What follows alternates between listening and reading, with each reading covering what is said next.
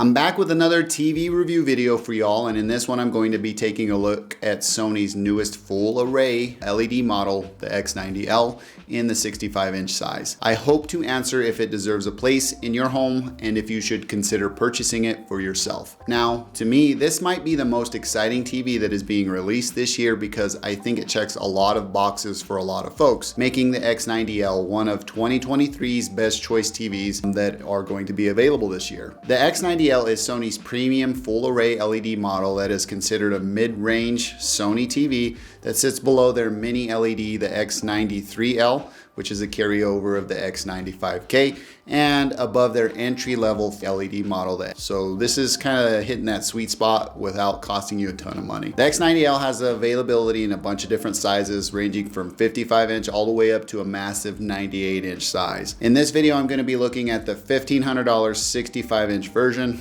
$1,500 is quite a bit to ask for what this TV offers, and I think if you can hold off for this thing to go on sale, it will make this TV something special.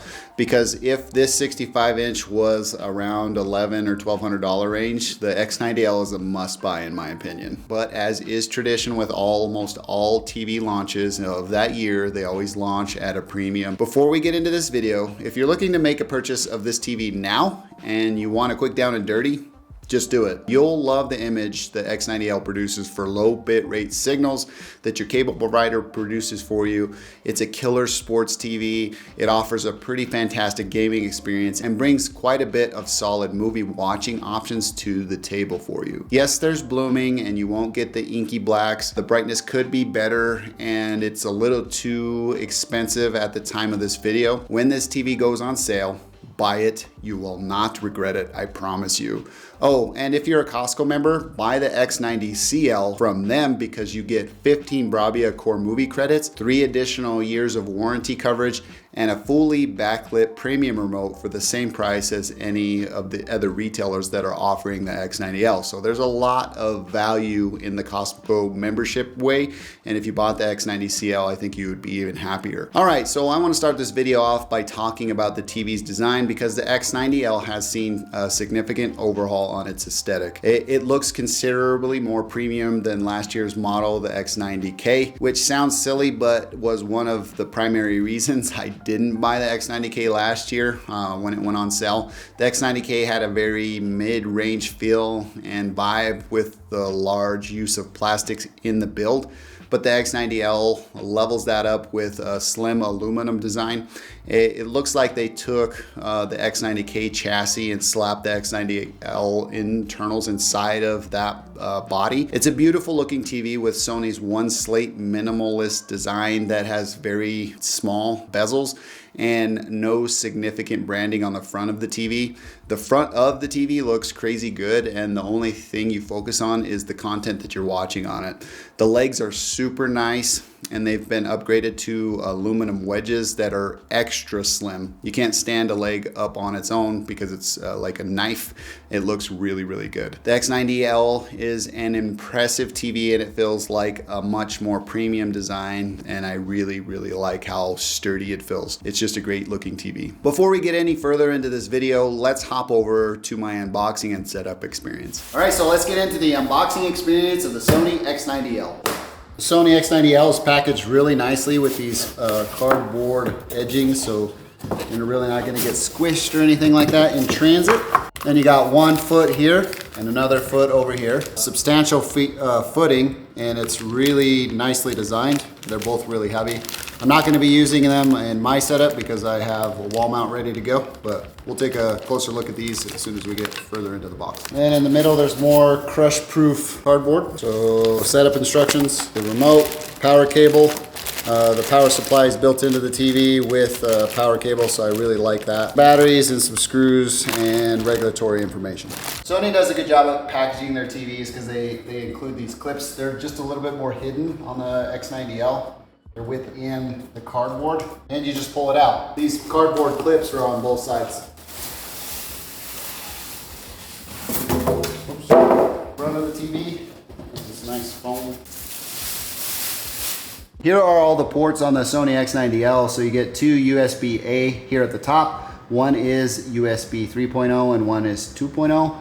digital optical out, video in for the center speaker, because this TV can act with supporting Sony surround sound systems as the actual center speaker. And then you got HDMI's 1 through 4. The first two are 4K 60, and these bottom two, 3 and 4, are 4K 120. The unfortunate part about Sony TVs is that they use up the eARC port on one of these, 2.1 ports, which is unfortunate. I've seen some manufacturers make these in a way that are beneficial to the user, as they put the eARC port on one of the 2.0 HDMIs, but they didn't do that here. You got the 100 LAN port, which is another unfortunate inclusion of this TV, which most TVs have, is they don't support gig Ethernet. You got the remote, so an extension to the RS232C, IRN extension here, and then the cable antenna. It's all really nicely put on the side of the TV, so this is really conducive to wall mounting. So you can reach around here and you don't have to worry about looking underneath the TV. So that is all of the ports on the Sony Bravia XR X90L. One thing that I think Sony missed out on is the opportunity to put the feet in a third position. You can only put this TV in 2 positions. They're only here on this wide stance. So this TV will struggle on narrower TV stands. And one thing I did want to talk about, like I mentioned earlier, is this awesome foot stand. Like, look how thin this is. You couldn't stand this up on its own, and it's all premium metal. Like, they did a really good job with the X90L. Like, this thing is quite a substantial foot. It's got little rubber feet at the bottom, so don't worry about it scratching your TV stand. Just the unfortunate thing is that they don't allow you to put this in a more narrow stance, because I think this TV would look really great in that form if you were going to use a TV stand with that. Again, just know that you're going to need a wider TV stand if you're going to use the feet on the X90L. Okay, so Sony includes these VESA mount extenders because the VESA mounts are inset about 1/4 of an inch. So you'll need these, if I can get my camera to focus, to appropriately mount the default screws, or the OEM screws that are included. These are installed on the VESA mounts when you open or unpackage the TV, so just know that that's where these came from. And then I'm going to install these extenders so I can get some strength in my wall mount. One other item to note is that these thread extenders have some thread stop on them. It's the green variant. I don't know what the green does. I know that red will lock the thread in place and you need heat to dislodge it. Let me know in the comment down below if you know what the green stands for or what it means. One thing with these thread extenders is that they stick out of the back of the TV a little bit, probably a 1/4 of an inch. So just know that there's a lip there. So when you put these in, it goes beyond the plastic back, and when they're not in, the thread is inset about 1/2 inch.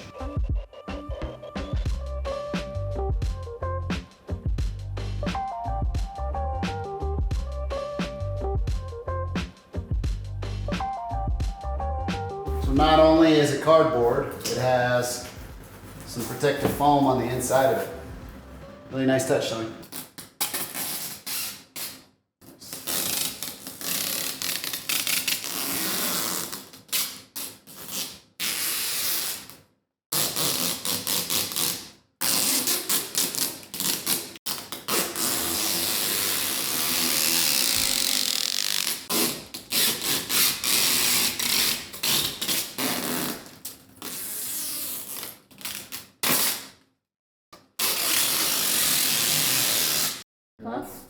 More.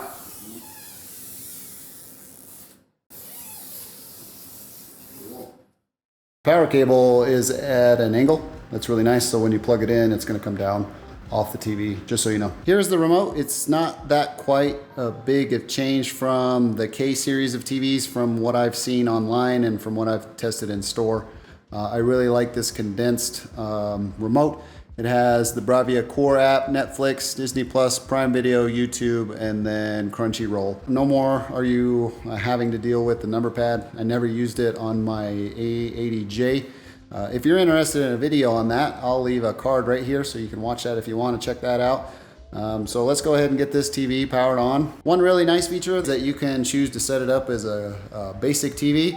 and use your own. Say you had Apple TV or something like that. I know a lot of people do that, and this is a quick way to do that without enabling a bunch of like smart TV features that you don't need if you're not going to use them. In my case, I really like Google TV, so I'm going to set it up. And then at this point, it's going to ask me for the Google Home app, and then it'll just install everything from there. So let's go ahead and do that now. Within the setup of the X90L, it's asking me if I want to enable power saving. As you can see, it dims down quite a bit with the high or low or off. I'm going to go with off, because that's really not a big deal to me. I want the brightest picture possible. So the X90L has Apple AirPlay and HomeKit compatibility, so you can manage it that way if you'd like. And here is Google TV in all its glory.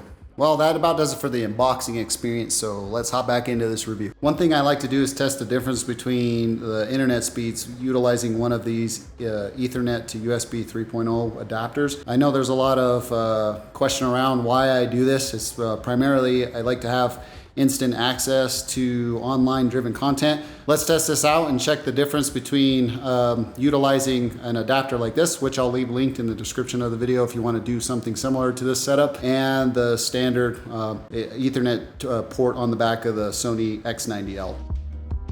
And it recognized it right away, so that's a good sign. So I'm getting way above the download speeds that you would realize from the Ethernet jack or the Ethernet port on the back of the X90L, as you can see, because I have a gig up and a gig down through my fiber provider. The upload is significantly faster. This is a good baseline for us to check. I'm almost getting a gig down upload through the Ethernet adapter on the back of this thing. So that's an awesome improvement over what you're gonna see here shortly. So we'll unplug this. There, the network connection was lost, so now we'll plug it in directly. Wait for it to reconnect. That was pretty instantaneous. So then we'll do another test. Ping is about the same, but as you can see, it's limited to the 100 up and down, so that's probably what it's going to cap out as, if it even gets there. Again, I do this because I like to have the responsiveness of the content that I'm consuming via the online interface of this TV. It's just much improved when I run it through the adapter. Everything's much more snappy, much more fluid. It instantly renders a high quality image. So that's why I do something like this, or that's why I use the adapter. Now I want to talk about the TV's ability to upscale that not so great signal from your cable or satellite provider. This TV does a phenomenal job at taking that poor signal due to the limited bit rate and bit depth and upscales it to fit this screen in a beautiful way. Just a bit of context on that, most providers send a 720p resolution signal, which is technically still considered HD to their customers. The X90L has what Sony is calling their cognitive processor XR, and that processor is putting in a ton of work to upscale that not great signal to fit this screen. And Sony has also included their XR Triluminous Pro processing, which does a ton in making the image this TV produces look pretty dang good on this beautiful full array LED 4K screen. In saying that, when you throw a clean high bit rate Dolby driven signal at this TV, it delivers in such a way that it makes you happy that you paid the Sony tax to get this TV. Colors just pop, everything's resolved the way it needs to be. It's just a beautiful image, and they didn't skimp on that. Even though this is a mid-range TV, you still get that experience. Let's talk about setup and where you are planning on placing this TV in your home. Let's say you're not a fan of all the Google TV stuff the X90L brings, and you may prefer to use something like an Apple TV, a Roku TV, or even just manage your TV through your AV receiver. You can do that because this TV asks you if you want to set the TV up as a Google TV or just a basic TV during the process. That's a pretty nice addition during the setup process, and it is pretty well executed in my opinion, because as soon as you boot it up, it asks you that question. Some folks just don't want to have a smart TV and want just a really nice full array LED TV. And this setup allows you to just have an awesome TV that is powered in a way that you want it to be powered, so you can use it however you want. One thing to note with using this TV in basic mode, putting the TV in basic mode doesn't completely remove the ability to receive those firmware updates from Sony, and they make sure to ensure you're getting the best the TV has to offer whenever they push those updates. Now I want to dive into overall picture quality of the X90L for TV shows, movies, and sports. Out of the box, you don't really need to make any adjustments because the Eco mode asks you or prompts you during the beginning of the setup, and you're going to get the full brightness of this TV right off the rip. I wanted to see if I could plug this thing in and turn it on without any crazy adjustments to the picture and its settings, and I was able to do that. I'm extremely impressed so far with the picture quality. If you're looking to upgrade your current TV, add it to a theater room or something like that, I can almost guarantee that you will be very happy with the X90L. I say theater room because you can get this TV in a huge 98-inch option, and that would it would be the theater, right? I will say this part of my video is completely subjective because I don't have any of that professional calibration and testing equipment. If you're a stickler for that type of stuff and color accuracy, then I'm confident that this TV will score high enough within the value for dollar category in my personal opinion. Blacks are black, but there is blooming. Inky blacks is something that you won't get with the X90L. If you want that type of thing, you're going to need to get an OLED TV. Colors are well rounded and they look as close to true as life as it gets on this type of TV. If you throw on Netflix or Bravia Core calibrated mode when you're watching content within those apps, it will deliver some really eye-catching experiences because it is adjusting the TV as the creators intended it to be consumed, and it does a really good job. I really like those calibrated modes. It's just a great TV all around, and it excels in like viewing movies, really does well with sports on YouTube TV, and it handles low bit rate signals gracefully. I really like the way that Sony is processing. And in my opinion, Sony's processing is just really the best. So what's missing? Well, in my opinion, when you go for a TV in this tier or this price category, you're going to have to be ready for some sacrifices. And if you're not going to get a mini LED, you're going to sacrifice the brightness, and you're going to have to be okay with some blooming. When it comes to getting a great picture in a room filled with sunlight and it's bright space without having to control that light, this TV just does okay. It's a decent viewing experience. The anti-reflective properties help a little bit, and you can still see what it is you're trying to watch, but it will struggle with dark scenes in bright rooms. I knew this going in because this TV only has roughly 80 dimming zones. That's not something Sony is reporting. I've just seen some reviewers report on it, and that's where I'm pulling that data from. It also doesn't do that good of a job with reflections and will kind of struggle in really bright rooms when watching dark content, like I was saying. I will say you do get a passable image from this TV if you're watching HDR content because the TV gets quite a bit brighter when processing and consuming that type of signal. In the end, the X90L will struggle if you put this TV in competition with direct sunlight, and I would advise not getting this TV if you are planning on putting it in a really bright room like I have it in this video. If you can control the sunlight with blinds or whatever, do so, and that will improve the image quality. Or if you can't do that, go for a mini LED TV if you're looking to put it in a similar space or in a bright space. It's safe to say that Sony's put a ton of marketing mumbo jumbo on top of the way that they're processing the image on their TVs, and the look that they got going on is something that I'm a big fan of. Hence the reason why I prefer Sony TVs. One of the reasons I keep coming back to Sony is because they provide that back-end support with their fantastic displays for many years after the purchase. I mean, they've added the all-new gaming menu and Eco dashboard to their 2022 series of TVs, and they added the Eco dashboard to their 2021 TVs. It's not really a whole lot of help, but at least they're doing that development. I wish they would bring those game menus to those older 2021 TVs, because that would be awesome. Because of that, Sony has won me over, and I'm definitely a fanboy, so just know that there's a lot of subjectivity here in this video. The X90L is no exception here.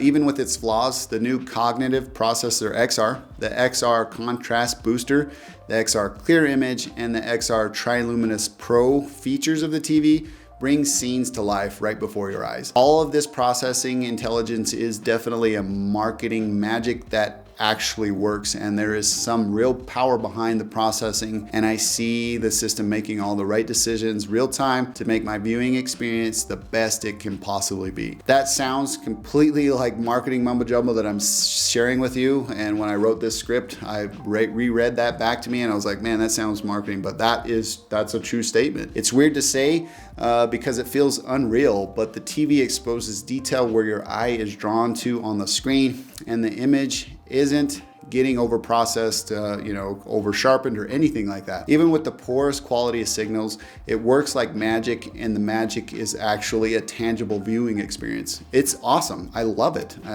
And again, Sony didn't pay me for this or anything. That's just the way that I feel about my viewing experience on the X90L. Because it's such a difficult task, I'm trying to communicate to you through video, how the audio on this TV sounds. I'm going to be using a set of these Sennheiser Ambio headsets. These fit in my ear and record sound as my ear would hear it. So hopefully that helps with how this sound is reproduced on the Sony X90L. At this time, I'm going to ask that you put on a set of headphones so you can hear what I'm hearing. So let's get to it.